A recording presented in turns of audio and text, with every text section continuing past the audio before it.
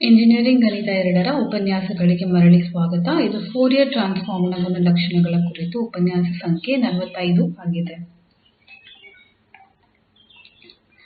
ಇಂದು ನಾವು ಫೋರಿಯರ್ ಟ್ರಾನ್ಸ್ಫಾರ್ಮ್ನ ವಿವಿಧ ಗುಣಲಕ್ಷಣಗಳನ್ನು ನೋಡುತ್ತೇವೆ. ಮುಖ್ಯವಾಗಿ ಸ್ಕೇಲ್ ಗುಣದ ಬದಲಾವಣೆ, ನಂತರ ನಾವು ಶಿಫ್ಟಿಂಗ್ ಗುಣಲಕ್ಷಣಗಳು, ಡ್ಯುಯಲ್ ಗುಣಲಕ್ಷಣಗಳು, ಡೆರಿವೇಟಿವ್ ಪ್ರಮೇಯಗಳು, ಕಾನ್ವಲ್ಯೂಷನ್ ಇತ್ಯಾದಿಗಳನ್ನು ಹೊಂದಿದ್ದೇವೆ. ಮತ್ತು ಫೋರಿಯರ್ ಟ್ರಾನ್ಸ್ಫಾರ್ಮ್ಗಾಗಿ ಪಾರ್ಸೆವಲ್ ಗುರುತನ್ನು ನಾವು ನೋಡುತ್ತೇವೆ. ಆದ್ದರಿಂದ ಮರುಕಳಿಸೋಣ. ಹಿಂದಿನ ಉಪನ್ಯಾಸದಲ್ಲಿ ನಾವು ಈಗಾಗಲೇ ಫೋರಿಯರ್ ಟ್ರಾನ್ಸ್ಫಾರ್ಮ್ ಅನ್ನು ಪರಿಚಯಿಸಿದ್ದೇವೆ ಮತ್ತು f ಉತ್ಪನ್ನದ ಫೋರಿಯರ್ ಟ್ರಾನ್ಸ್ಫಾರ್ಮ್ ಅನ್ನು ಈ ಇಂಟಿಗ್ರಲ್ ಅಂಶ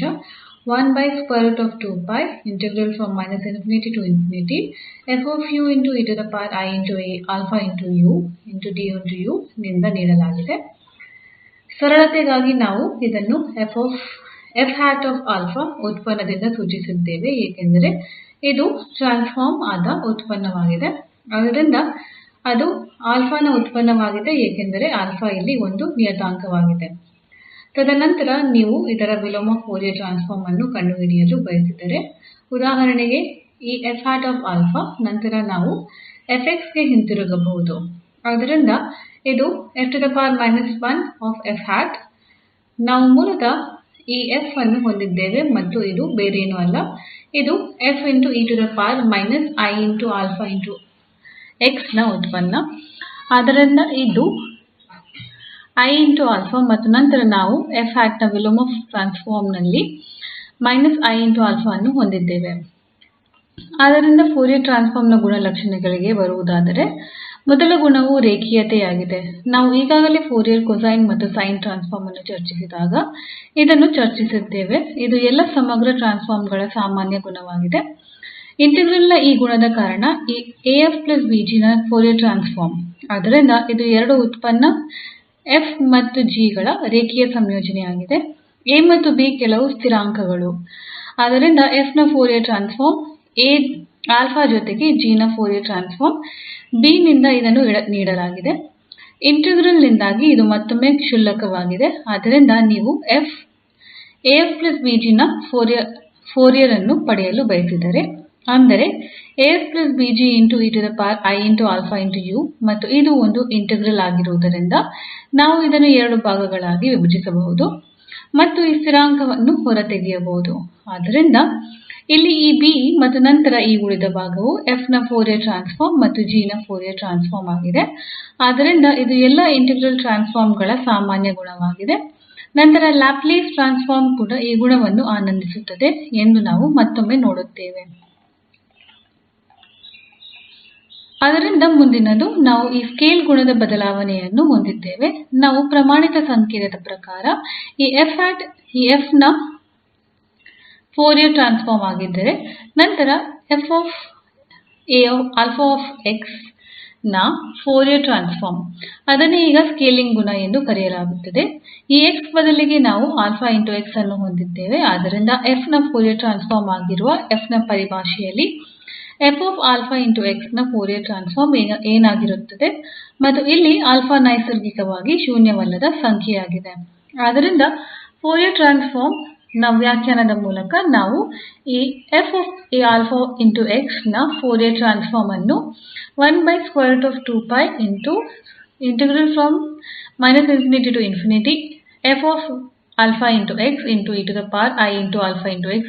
ಎಂದು ನೀಡಿದ್ದೇವೆ.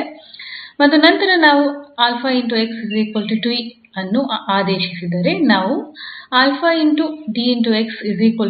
ಅನ್ನು ಹೊಂದಿದ್ದೇವೆ ಮತ್ತು ನಂತರ ನಾವು ಇಲ್ಲಿ ಅನ್ನು ಹೊಂದಿದ್ದೇವೆ. ಅದು ಕೆಲ 𝑓 𝑡 ಆಗಿರುತ್ತದೆ. ನಂತರ ನಾವು ಅನ್ನು ಹೊಂದಿದ್ದೇವೆ ಮತ್ತು ಅದೇ ರೀತಿ ಆದ್ದರಿಂದ ನಾವು ಈ ಪರ್ಯಾಯವನ್ನು ಈ ಮೇಲಿನ ಇಂಟಿಗ್ರಾಲ್ ನಲ್ಲಿ ಆದೇಶಿಸಬಹುದು. ಆದಾಗ್ಯೂ ಅನುಕಲನದ ಶ್ರೇಣಿಯು −∞ ಆಗಿತ್ತು. ಧನಾತ್ಮಕವಾಗಿದ್ದರೆ ಅದು ಹಾಗೆಯೇ ಇರುತ್ತದೆ. ಆದ್ದರಿಂದ ಈ ಧನಾತ್ಮಕವಾಗಿದ್ದರೆ ಈ ಇಂಟಿಗ್ರಾಲ್ನ ಶ್ರೇಣಿಯು ಆದೇಶದ ನಂತರ ಹಾಗೆಯೇ ಇರುತ್ತದೆ. ಆದರೆ ಈ ಋಣಾತ್ಮಕವಾಗಿದ್ದರೆ, ಏಕೆಂದರೆ ನಾವು ಚಿಹ್ನೆಯನ್ನು ದೃಢಪಡಿಸಿಲ್ಲ, ಆ ಸಂದರ್ಭದಲ್ಲಿ ಇದು ನಿಂದ ಗೆ ಬದಲಾಗುತ್ತದೆ ಅಥವಾ ಮೈನಸ್ ಚಿಹ್ನೆ ಇರುತ್ತದೆ ಮತ್ತು ನಂತರ ನಾವು ಯಿಂದ ಅನ್ನು ಹಾಕಬಹುದು. ಆದ್ದರಿಂದ ನ ಚಿಹ್ನೆ ಯಾವುದು ಎಂಬುದರ ಮೇಲೆ ಅವಲಂಬಿಸಿದೆ. ಅಂದರೆ ಧನಾತ್ಮಕವಾಗಿದ್ದರೆ ಮಿತಿಗಳಲ್ಲಿ ಯಾವುದೇ ಬದಲಾವಣೆ ಇರುವುದಿಲ್ಲ. ಆದರೆ ಋಣಾತ್ಮಕವಾಗಿದ್ದರೆ 𝑥 ಇಂದಾಗಿ 𝑡 ನ ಹೊಸ ಮಿತಿಗಳು ಯಿಂದ ದೃಷ್ಟಿಕೋನವನ್ನು ಹೊಂದಿರುತ್ತದೆ. ಆದ್ದರಿಂದ ಈ ಧನಾತ್ಮಕವಾಗಿದೆ ಎಂದು ಭಾವಿಸೋಣ. ನಂತರ ನಾವು ಈ ಪರಿಸ್ಥಿತಿಯನ್ನು ಹೊಂದಿದ್ದೇವೆ. ಇಲ್ಲಿ ನಿಂದ ಬರುತ್ತಿದೆ ಮತ್ತು ನಂತರ ನಾವು ರಿಂದ ಅನ್ನು ಹೊಂದಿದ್ದೇವೆ.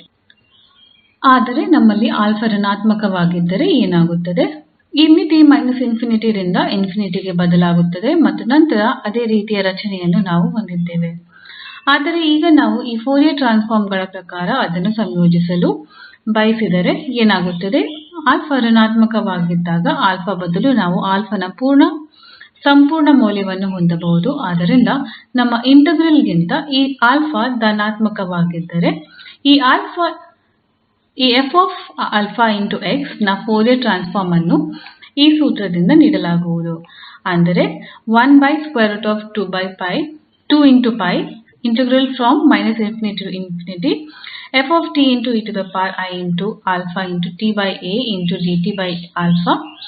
ಆದರೆ ಈ ಋಣಾತ್ಮಕವಾಗಿದ್ದರೆ ಈ ಇಂಟಿಗ್ರಾಲ್ ಏನಾಗುತ್ತದೆ? ಮತ್ತೊಮ್ಮೆ ಈ ಅಂಶವು ಇಲ್ಲಿ ಇದೆ ಮತ್ತು ರಿಂದ ಆದ್ದರಿಂದ ನಾವು ಅಲ್ಲಿ ಮೈನಸ್ ಚಿಹ್ನೆಯನ್ನು ತೆಗೆದುಕೊಳ್ಳುತ್ತೇವೆ. ಮತ್ತೊಮ್ಮೆ ನಿಂದ ಮತ್ತು ನಂತರ ಎಲ್ಲವೂ ಹಾಗೆಯೇ ಇರುತ್ತದೆ. ಎರಡನೆಯ ಸಂದರ್ಭದಲ್ಲಿ ಈ ಋಣಾತ್ಮಕವಾಗಿದ್ದಾಗ ನಾವು ಹೇಗಾದರೂ ಈ ಮೈನಸ್ ಚಿಹ್ನೆಯನ್ನು ಹೊಂದಿದ್ದೇವೆ ಮತ್ತು ಕಾಣಿಸಿಕೊಳ್ಳುತ್ತದೆ. ಆದ್ದರಿಂದ ಈ ನ ಹೊರತಾಗಿಯೂ ನಾವು ಇದನ್ನು ನ ಸಂಪೂರ್ಣ ಮೌಲ್ಯಕ್ಕೆ ಬದಲಾಯಿಸಿದರೆ ಅಂದರೆ ಆದ್ದರಿಂದ ಅದು ಚಿಹ್ನೆಯನ್ನು ನೋಡಿಕೊಳ್ಳುತ್ತದೆ ಏಕೆಂದರೆ ಧನಾತ್ಮಕವಾಗಿದೆ. ಧನಾತ್ಮಕವಾಗಿದ್ದರೆ ಈ ಎಂಬುದು ಆಗಿರುತ್ತದೆ ಮತ್ತು ಈ ಋಣಾತ್ಮಕವಾಗಿದ್ದರೆ ಈ ಎಂಬುದು ಆಗುತ್ತದೆ. ಆದ್ದರಿಂದ ಎರಡೂ ಸಂದರ್ಭಗಳಲ್ಲಿ ನಾವು ಈ ಇಂಟಿಗ್ರಾಲ್ ಅಲ್ಲಿ ಸೇರಿಸಿದ್ದೇವೆ. ಈ ಬದಲಿಗೆ ಇಲ್ಲಿ ನ ಸಂಪೂರ್ಣ ಮೌಲ್ಯವನ್ನು ಹೊಂದಿದ್ದೇವೆ ಮತ್ತು ನಂತರ ನಾವು ಅನ್ನು ಸಾಮಾನ್ಯ ಅಥವಾ ಈ ಇಂಟಿಗ್ರಾಲ್ ನ ಹೊರಗಡೆ ಹೊಂದಿದ್ದೇವೆ ಮತ್ತು ಉಳಿದ ಭಾಗವು ಕೇವಲ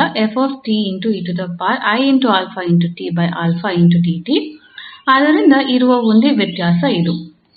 ಇದನ್ನು ಮತ್ತೊಮ್ಮೆ ಬರೆಯೋಣ. ನಮ್ಮ ಬಳಿ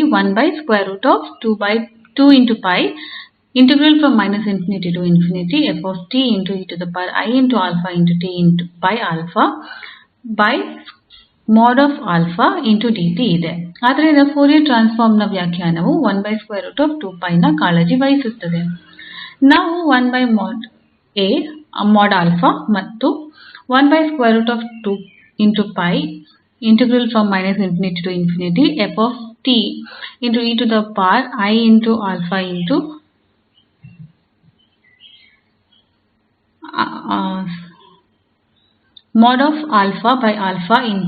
ಅನ್ನು ಹೊಂದಿದ್ದೇವೆ. ನ ಬದಲಿಗೆ ಈಗ ನಾವು ಅನ್ನು ಹೊಂದಿದ್ದೇವೆ. ಆದ್ದರಿಂದ ನಾವು ಫೋರಿಯರ್ ಟ್ರಾನ್ಸ್ಫಾರ್ಮ್ ನ ವ್ಯಾಖ್ಯಾನದ ಪ್ರಕಾರ ಹೋದರೆ ಇಲ್ಲಿ ಕೇವಲ ಒಂದೇ ಬದಲಾವಣೆ ಎಂದರೆ ಇದು ನಿಖರವಾಗಿ ಆದರೆ ಬದಲಿಗೆ ನಾವು ಅನ್ನು ಹೊಂದಿದ್ದೇವೆ. ಆದ್ದರಿಂದ ಇದು ಕೇವಲ ಆಗಿದ್ದರೆ ಇದು ಕೇವಲ ಆದರೆ ಈಗ ಬದಲಿಗೆ ನಾವು ಅನ್ನು ಹೊಂದಿದ್ದೇವೆ. ಹಾಗಾಗಿ ಇದು ಬೇರೆ ಏನೂ ಅಲ್ಲ ಇದು ಆದ್ದರಿಂದ ಈಗ ಇದು ನಮ್ಮಲ್ಲಿರುವ ಸ್ಕೇಲಿಂಗ್ ಗುಣವಾಗಿದೆ. ನ ಫೋರಿಯರ್ ಟ್ರಾನ್ಸ್ಫಾರ್ಮ್ ನಂತರ ಹೊರಬರುತ್ತದೆ ಮತ್ತು ನಂತರ ನಾವು ಈ ನ ಫೋರಿಯರ್ ಟ್ರಾನ್ಸ್ಫಾರ್ಮ್ ಅನ್ನು ಹೊಂದಿದ್ದೇವೆ. ಆದ್ದರಿಂದ ಈ ನ ಫೋರಿಯರ್ ಟ್ರಾನ್ಸ್ಫಾರ್ಮ್ ಆಗಿದೆ ಮತ್ತು ಈಗ ಅನ್ನು ನಿಂದ ಬದಲಾಯಿಸಲಾಗುತ್ತದೆ. ನಮ್ಮಲ್ಲಿರುವ ಇನ್ನೊಂದು ಗುಣವೆಂದರೆ ಶಿಫ್ಟಿಂಗ್ ಪ್ರಾಪರ್ಟಿ. ಇದು ನ ಫೋರಿಯರ್ ಟ್ರಾನ್ಸ್ಫಾರ್ಮ್ ಬಗ್ಗೆ ಹೇಳುತ್ತದೆ. ಆದ್ದರಿಂದ ಇಲ್ಲಿ ನಲ್ಲಿ ಶಿಫ್ಟ್ ಇದೆ. ಇದು ಗೆ ಮತ್ತು 𝑓 𝑥 ನ ಫೋರಿಯರ್ ಟ್ರಾನ್ಸ್ಫಾರ್ಮ್ ಗೆ ಸಮಾನವಾಗಿರುತ್ತದೆ. ಆದ್ದರಿಂದ ಮತ್ತೊಮ್ಮೆ ನಾವು ವ್ಯಾಖ್ಯಾನದ ಪ್ರಕಾರ ಹೋದರೆ 𝑓 𝑥 − 𝑎 ನ ಫೋರಿಯರ್ ಟ್ರಾನ್ಸ್ಫಾರ್ಮ್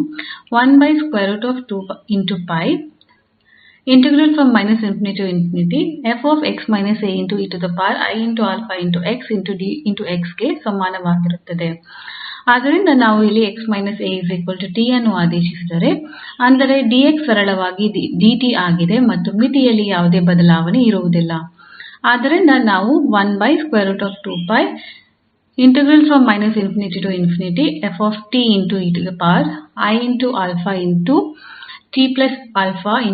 ಅನ್ನು ಪಡೆಯುತ್ತಿದ್ದೇವೆ ಮತ್ತು ಇದು ನಿಖರವಾಗಿ ನಾವು ಹೊಂದಿರುವ 𝑓̂.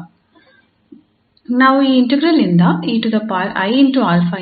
ಅನ್ನು ಹೊರತೆಗೆದರೆ ನಾವು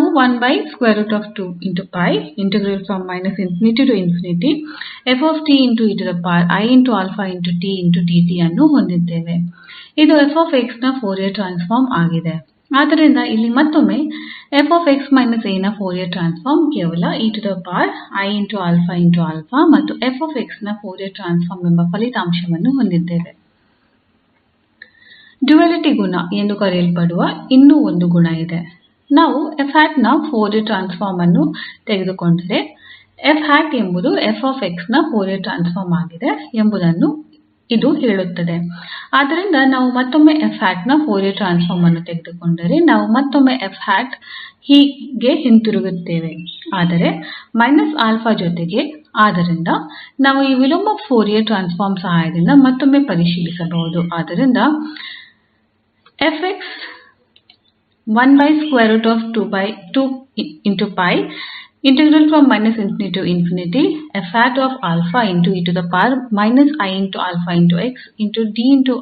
ಆಗಿದೆ ಎಂದು ನಮಗೆ ತಿಳಿದಿದೆ. ತದನಂತರ ನಾವು ಆ 𝑥 ಅನ್ನು ಮರುಹೆಸರಿಸಬೇಕಾಗಿದೆ. ನಾವು 𝑥 ಅನ್ನು 𝛼 ಮತ್ತು 𝛼 ಅನ್ನು 𝑥 ಎಂದು ಮರುಹೆಸರಿಸೋಣ. ನಾವು ಕೇವಲ ಅದರ ಹೆಸರನ್ನು ಬದಲಾಯಿಸುತ್ತೇವೆ. ಆದ್ದರಿಂದ ನಾವು ಇಲ್ಲಿ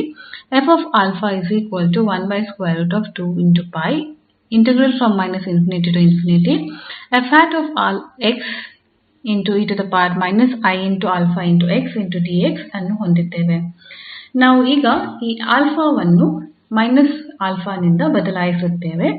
ನಾವು ಈಗ ಫೋರಿಯರ್ ಟ್ರಾನ್ಸ್ಫಾರ್ಮ್ ನ ವ್ಯಾಖ್ಯಾನವನ್ನು ಹೊಂದಿದ್ದೇವೆ ಏಕೆಂದರೆ ಫೋರಿಯರ್ ಟ್ರಾನ್ಸ್ಫಾರ್ಮ್ ನಲ್ಲಿ ನಾವು 𝑖𝛼𝑥 ನಲ್ಲಿ ಧನಾತ್ಮಕ ಚಿಹ್ನೆಯನ್ನು ತೆಗೆದುಕೊಳ್ಳುತ್ತಿದ್ದೇವೆ. ನಮ್ಮಲ್ಲಿ 𝑓̂ ಇದೆ. ಆದ್ದರಿಂದ ಇದು 𝑓̂ ನ ಫೋರಿಯರ್ ಟ್ರಾನ್ಸ್ಫಾರ್ಮ್. ಆದ್ದರಿಂದ ಫಲಿತಾಂಶವು ಆಸಕ್ತಿದಾಯಕವಾಗಿದೆ. ಇದನ್ನು ಡ್ಯುಯಲ್ ಗುಣ ಎಂದು ಕರೆಯಲಾಗುತ್ತದೆ. ನಾವು 𝑓 ನ ಫೋರಿಯರ್ ಟ್ರಾನ್ಸ್ಫಾರ್ಮ್ ಅನ್ನು ತೆಗೆದುಕೊಂಡರೆ ನಾವು ಉತ್ಪನ್ನದ 𝑓 ಗೆ ಹಿಂತಿರುಗುತ್ತಿದ್ದೇವೆ. ಇದನ್ನು −𝛼 ನಲ್ಲಿ ಮೌಲ್ಯಮಾಪನ ಮಾಡಲಾಗಿದೆ. 𝑓 ನ ನಿಷ್ಪನ್ನದ ಫೋರಿಯರ್ ಟ್ರಾನ್ಸ್ಫಾರ್ಮ್ ಮೊದಲು ಚರ್ಚಿಸಿದಂತೆ ಅವಕಲನ ಸಮೀಕರಣಗಳನ್ನು ಪರಿಹರಿಸಲು ಇದು ತುಂಬಾ ಉಪಯುಕ್ತವಾಗಿದೆ ಏಕೆಂದರೆ ನಾವು ಅವಕಲನಗಳ ಫೋರಿಯರ್ ಟ್ರಾನ್ಸ್ಫಾರ್ಮ್ ಅನ್ನು ತೆಗೆದುಕೊಂಡರೆ ಈ ಟ್ರಾನ್ಸ್ಫಾರ್ಮ್ ಗಳ ಆಸಕ್ತಿದಾಯಕ ಗುಣವೆಂದರೆ ನಾವು ನಿಷ್ಪನ್ನದಿಂದ ಮುಕ್ತವಾದ ಫಲಿತಾಂಶವನ್ನು ಪಡೆಯುತ್ತೇವೆ ಮತ್ತು ಇದು ಅವಕಲನ ಸಮೀಕರಣಗಳನ್ನು ಪರಿಹರಿಸಲು ಉಪಯುಕ್ತವಾದ ಗುಣವಾಗಿದೆ. ಆದ್ದರಿಂದ ಈ ನಿಷ್ಪನ್ನ ಪ್ರಮೇಯವು ಹೇಳುತ್ತದೆ 𝑓 𝑥 ನಿರಂತರವಾಗಿ ಅವಕಲನ ಆಗಬಹುದಾದರೆ ನಾವು |𝑥| 0 ಗೆ ಹೋದಾಗ ಈ 𝑓 𝑥 0 ಗೆ ಸಮಾನವಾಗಿದ್ದರೆ ಅಂದರೆ 𝑥 ∞ ಗೆ ಹೋದಾಗ ಅಥವಾ 𝑥 −∞ ಗೆ ಹೋದಾಗ ಈ 𝑓 𝑥 0 ಗೆ ಹೋಗುತ್ತದೆ. ಅದು ನಾವು ಇಲ್ಲಿ ತೆಗೆದುಕೊಳ್ಳುತ್ತಿರುವ ಹೆಚ್ಚುವರಿ ಗುಣವಾಗಿದೆ. ಆದರೆ ಹೆಚ್ಚಿನ ಪ್ರಾಯೋಗಿಕ ಸಮಸ್ಯೆಗಳಲ್ಲಿ ಅಥವಾ ನಂತರದಲ್ಲಿ ನಾವು PDEs ಅಂದರೆ ಆಂಶಿಕ ಅವಕಲನ ಸಮೀಕರಣಗಳನ್ನು ಪರಿಹರಿಸುವಾಗ ಈ ಗುಣ ಸಾಕಷ್ಟು ಸ್ವಾಭಾವಿಕವಾಗಿದೆ ಎಂದು ನಾವು ಅರಿತುಕೊಳ್ಳುತ್ತೇವೆ. ನಂತರ ನಾವು ಈ ಫಲಿತಾಂಶವನ್ನು ಹೊಂದಿದ್ದೇವೆ ಅಂದರೆ 𝑓' ನ ಫೋರಿಯರ್ ಟ್ರಾನ್ಸ್ಫಾರ್ಮ್ −𝑖∗𝛼 ಗೆ ಸಮಾನವಾಗಿದೆ. ನಂತರ ನಾವು 𝑓 𝑥 ನ ಫೋರಿಯರ್ ಟ್ರಾನ್ಸ್ಫಾರ್ಮ್ ಅನ್ನು ಹೊಂದಿದ್ದೇವೆ. ಆದ್ದರಿಂದ ಈ ಅಂಶ −𝑖∗𝛼 ಹೊರಬರುತ್ತದೆ. ಮತ್ತೊಮ್ಮೆ ಫೋರಿಯರ್ ಟ್ರಾನ್ಸ್ಫಾರ್ಮ್ ನ ವ್ಯಾಖ್ಯಾನದ ಮೂಲಕ ನಾವು ಈ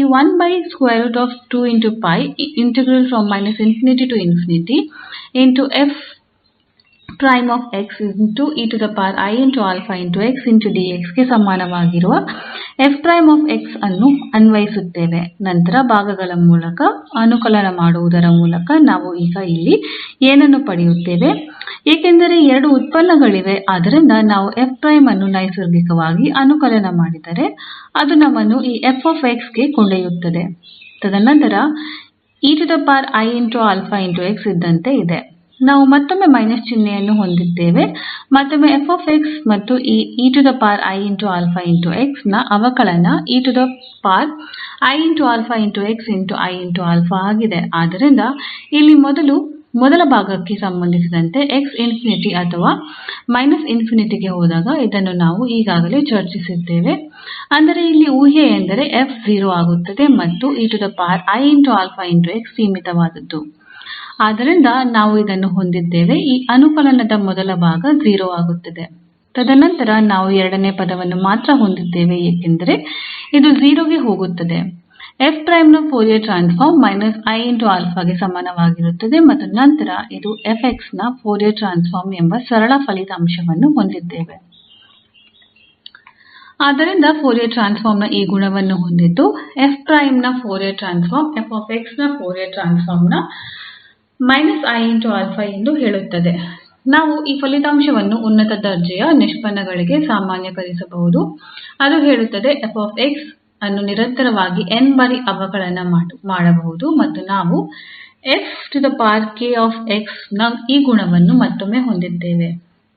ಆದ್ದರಿಂದ f ನ kth ನಿಷ್ಪನ್ನವು 0 ರಿಂದ k ಯು 1, 2, 3, n−1 ಗೆ ಸಮಾನ ಆಗುವವರೆಗೆ ಹೋಗುತ್ತದೆ.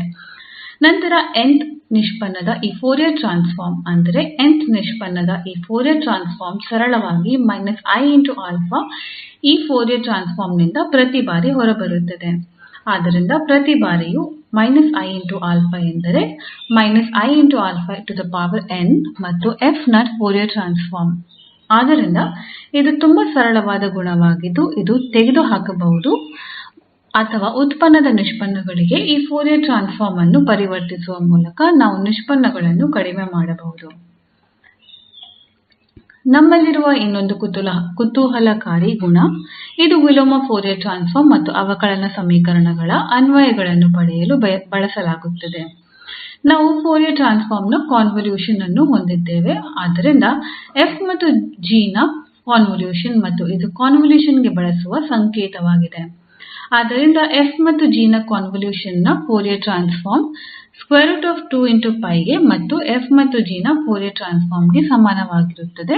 ಆದ್ದರಿಂದ ಗುಣವು ಈ ಕಾನ್ವಲ್ಯೂಷನ್ ನ ಫೋರಿಯರ್ ಟ್ರಾನ್ಸ್ಫಾರ್ಮ್ ಎಂಬುದು √2 ರಿಂದ ಗುಣಿಸಲ್ಪಡುವ ಫೋರಿಯರ್ ಟ್ರಾನ್ಸ್ಫಾರ್ಮ್ ನ ಸರಳ ಉತ್ಪನ್ನವಾಗಿದೆ. ಮತ್ತೊಮ್ಮೆ ನಾವು ವ್ಯಾಖ್ಯಾನದ ಮೂಲಕ ಹೋಗುತ್ತೇವೆ. ಆದ್ದರಿಂದ ನಾವು ಫೋರಿಯರ್ ಟ್ರಾನ್ಸ್ಫಾರ್ಮ್ ಅನ್ನು f × g ಗೆ ಅನ್ವಯಿಸುತ್ತೇವೆ ಮತ್ತು ಕಾನ್ವಲ್ಯೂಷನ್ ಗಾಗಿ f × g ಎಂಬ ಸಂಕೇತವನ್ನು ಬಳಸಿದ್ದೇವೆ. ಆದ್ದರಿಂದ f × g ಎಂದರೆ ನಾವು ಇಲ್ಲಿ ಈ ಇಂಟಿಗ್ರಾಲ್ ಅನ್ನು ಹೊಂದಿದ್ದೇವೆ. ಆದ್ದರಿಂದ f × g ಎಂದರೆ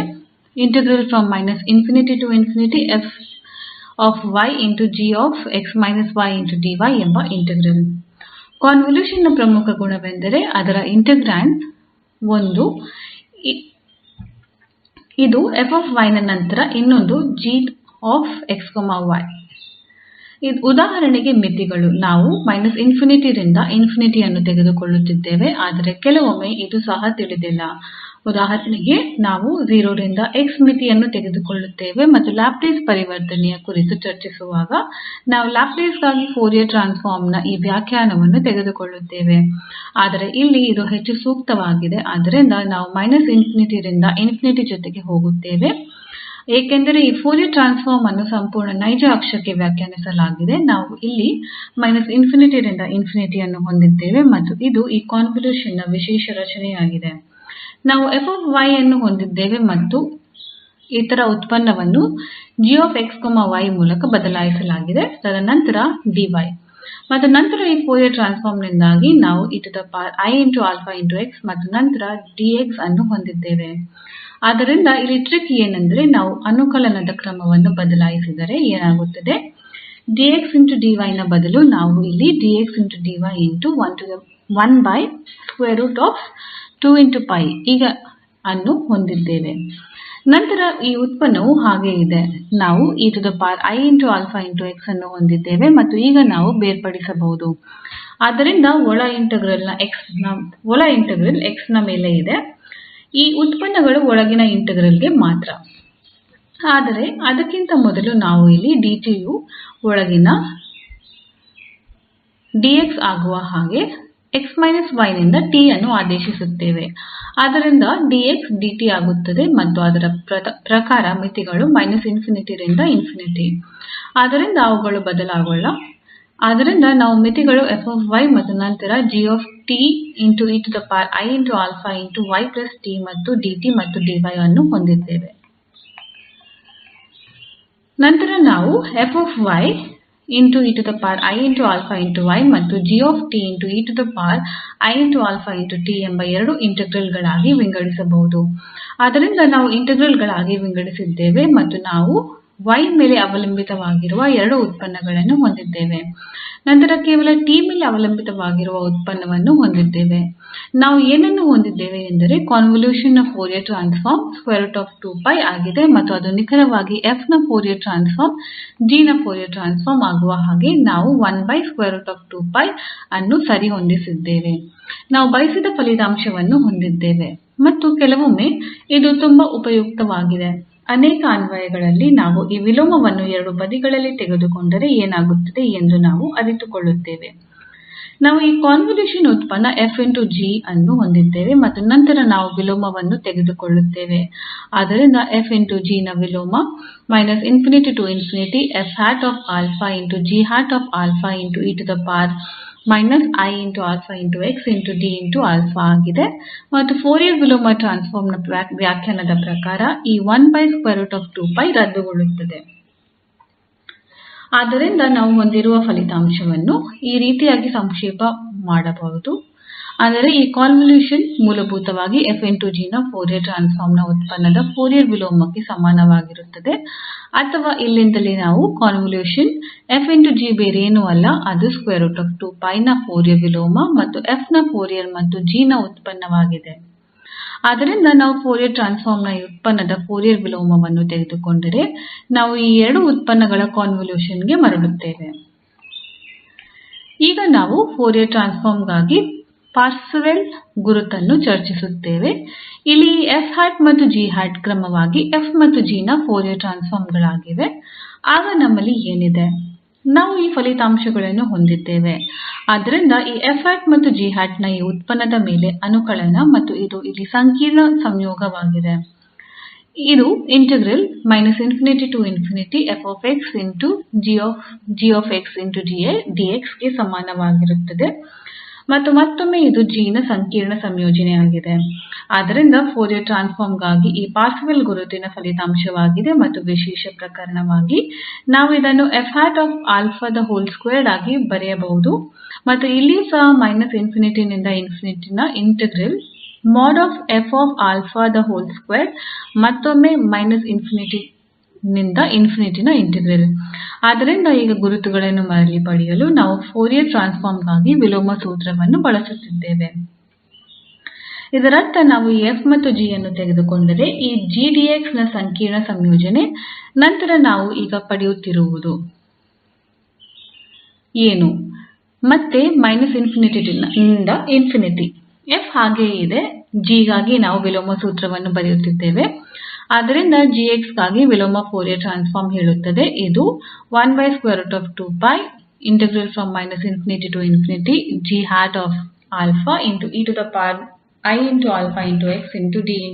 ಆಗಿರುತ್ತದೆ ಎಂದು.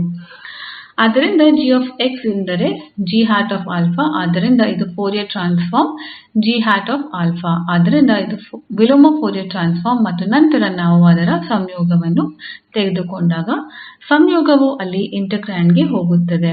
ಆದ್ದರಿಂದ ಇಲ್ಲಿ 𝑒−𝑖 × 𝛼 × 𝑥 ಅನ್ನು ಹೊಂದಿದ್ದೇವೆ ಮತ್ತು ಅದು 𝑒𝑖 × 𝛼 × 𝑥 ಮತ್ತು ಇದರ ಪರಿಣಾಮವಾಗಿ ನಾವು ಇಲ್ಲಿ 𝑒𝑖 × 𝛼 × 𝑥 ಅನ್ನು ಹೊಂದಿದ್ದೇವೆ ಮತ್ತು ನಂತರ 𝑔̂∗𝛼 ನ ಸಂಯೋಗವು 𝑔∗𝜋 of 𝛼 ಆಗುತ್ತದೆ ಮತ್ತು ನಂತರ ನಾವು ಈ 𝑑𝑥 ಅನ್ನು ಹೊಂದಿದ್ದೇವೆ. ಆದ್ದರಿಂದ ನಾವು ಈಗ ಅನುಕಲನದ ಕ್ರಮವನ್ನು ಬದಲಾಯಿಸುತ್ತೇವೆ. ಅದು ಮತ್ತೆ ಒಂದು ಟ್ರಿಕ್ ಆಗಿದೆ. ನಾವು ಇಲ್ಲಿ ಅನುಕಲನದ ಕ್ರಮವನ್ನು ಬದಲಾಯಿಸಿದರೆ 𝑑𝛼 × 𝑑𝑥 ಬದಲಾಗಿ ನಾವು 𝑑𝑥 × 𝑑𝛼 ಅನ್ನು ಮಾಡುತ್ತೇವೆ. ಆದ್ದರಿಂದ ನಾವು ಇಲ್ಲಿ 𝑑𝑥 × 𝑑𝛼 ಮತ್ತು 𝑒𝑖𝛼𝑥 ಅನ್ನು ಪಡೆಯುತ್ತೇವೆ ಮತ್ತು ನಾವು ಈ 𝑓𝑥 ಅನ್ನು ಹೊಂದಿದ್ದೇವೆ ಮತ್ತು ಈ 𝑔𝜋 ಈಗ ಈ ಮೊದಲ ಆಂತರಿಕ ಇಂಟಿಗ್ರಾಲ್ ಇಂದ ಹೊರಬರಬಹುದು.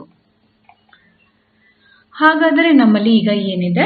ನಾವು ಫೋರಿಯರ್ ಟ್ರಾನ್ಸ್ಫಾರ್ಮ್ ನ ವ್ಯಾಖ್ಯಾನವನ್ನು ಬಳಸಬಹುದು, ಏಕೆಂದರೆ ಇದನ್ನು ಇಂಟಿಗ್ರಾಲ್ ನ ಹೊರಗೆ ಹೊಂದಿರುವುದರಿಂದ ಒಳಗಿನ ಇಂಟಿಗ್ರಾಲ್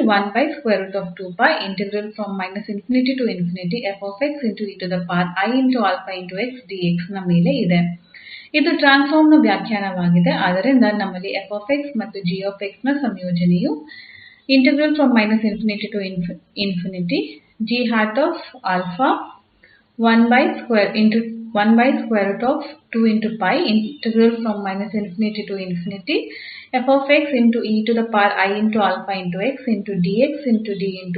ಗೆ ಸಮಾನವಾಗಿರುತ್ತದೆ. ಅದು ಈಗ 𝑓̂ ಆಗಿದೆ. ಇದು 𝑓 ಉತ್ಪನ್ನದ ಫೋರಿಯರ್ ಟ್ರಾನ್ಸ್ಫಾರ್ಮ್ ಆಗಿದೆ. ಇದನ್ನು ಇಲ್ಲಿ ಬರೆಯಲಾಗಿದೆ ಮತ್ತು ಈ ಇಂಟಿಗ್ರಾಲ್ ಹೊರಗಿನದು 𝛼 ಮೇಲೆ ಇದೆ ಮತ್ತು ಇದು −∞ ರಿಂದ ∞ ಗೆ ಬದಲಾಗುತ್ತದೆ. ಎರಡನೆಯ ಭಾಗಕ್ಕೆ ನಾವು ಎರಡು ಉತ್ಪನ್ನಗಳನ್ನು ಸಮವಾಗಿ ತೆಗೆದುಕೊಂಡರೆ ಇದರರ್ಥ 𝑓𝑥 𝑔𝑥. ಆಗ ಏನಾಗುತ್ತದೆ? ನಾವು 𝑓𝑥 ಮತ್ತು 𝑔𝑥 ಅನ್ನು ಹೊಂದಿದ್ದೇವೆ. ಆದ್ದರಿಂದ ಮೇಲಿನ ಸೂತ್ರದಲ್ಲಿ ನಾವು ಈಗ ಅದೇ ಉತ್ಪನ್ನವನ್ನು ತೆಗೆದುಕೊಂಡಿದ್ದೇವೆ.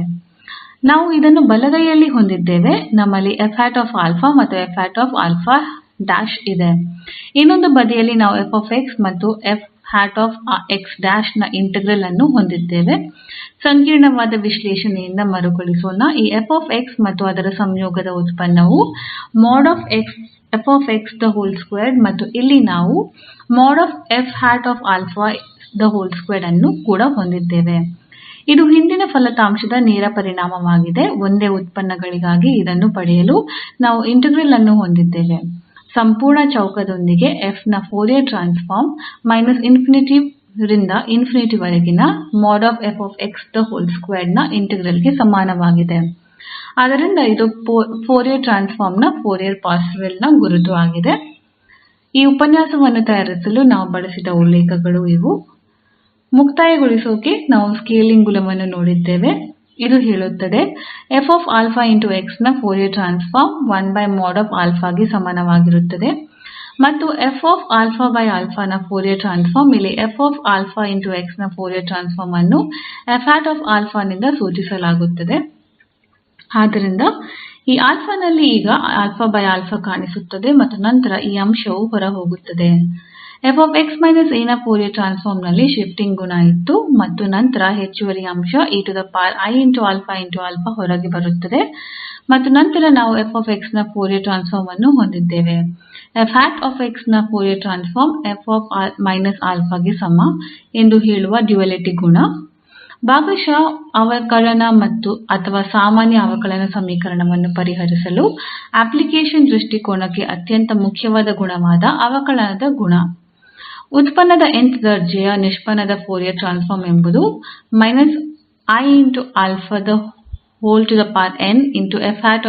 ಗೆ ಸಮಾನವಾಗಿರುತ್ತದೆ ಮತ್ತು ನೆನಪಿಡಿ ಈ ಗುಣವು ಅತ್ಯಂತ ಪ್ರಮುಖ ಫಲಿತಾಂಶವಾಗಿದೆ. ಇದನ್ನು 𝑥 ಎಂಬುದು ±∞ ಗೆ ಹೋದಾಗ 𝑓 0 ಗೆ ಹೋಗುತ್ತದೆ ಎಂಬ ಉತ್ತಮ ಗುಣವನ್ನು ಪಡೆಯಲು ಇದನ್ನು ಬಳಸಲಾಗುತ್ತದೆ. ಕಾಂವೊಲ್ಯೂಷನ್ ಗುಣ ಇದು ವಿಲೋಮ ಟ್ರಾನ್ಸ್ಫಾರ್ಮ್ ಅನ್ನು ಪಡೆಯಲು ಹೆಚ್ಚು ಬಳಸಲ್ಪಡುತ್ತದೆ ಮತ್ತು ನಂತರ ನಾವು ಅನೇಕ ಉದಾಹರಣೆಗಳಲ್ಲಿ ನೋಡುತ್ತೇವೆ. ಈ 𝑓 ಮತ್ತು 𝑔 ನ ಫೋರಿಯರ್ ಟ್ರಾನ್ಸ್ಫಾರ್ಮ್ ನ ಕಾಂವೊಲ್ಯೂಷನ್ ಇದು 𝑓 ಮತ್ತು 𝑔 ನ ಫೋರಿಯರ್ ಟ್ರಾನ್ಸ್ಫಾರ್ಮ್ ನ ಉತ್ಪನ್ನಕ್ಕೆ ಸಮಾನವಾಗಿದೆ. ಅಂತಿಮವಾಗಿ ನಾವು ಈ ಪಾರ್ಸೆವಲ್ ಗುರುತನ್ನು ಸಹ ನೋಡಿದ್ದೇವೆ. ಇದು ಹೇಳುತ್ತದೆ 𝑔 ಮೇಲೆ ಈ ಸಂಕೀರ್ಣ ಸಂಯೋಜನೆಯನ್ನು ಹೊಂದಿರುವ 𝑓 ಮತ್ತು 𝑔 ನ ಫೋರಿಯರ್ ಟ್ರಾನ್ಸ್ಫಾರ್ಮ್ ನ ಉತ್ಪನ್ನದ 𝛼 ಮೇಲೆ ಇರುವ ಇಂಟಿಗ್ರಾಲ್ ಇದು ಉತ್ಪನ್ನದ ಪರಿಣಾಮದ ಇಂಟಿಗ್ರಾಲ್ ಅಂದರೆ ಇದು 𝑓𝑥 ಮತ್ತು 𝑔𝑥 ನ ಸಂಕೀರ್ಣ ಸಂಯೋಜನೆ ಆಗಿದೆ. ಆದ್ದರಿಂದ ಈ ಉಪನ್ಯಾಸಕ್ಕಾಗಿ ಇಷ್ಟೇ ಮತ್ತು ನಿಮ್ಮ ಗಮನಕ್ಕೆ ಧನ್ಯವಾದಗಳು.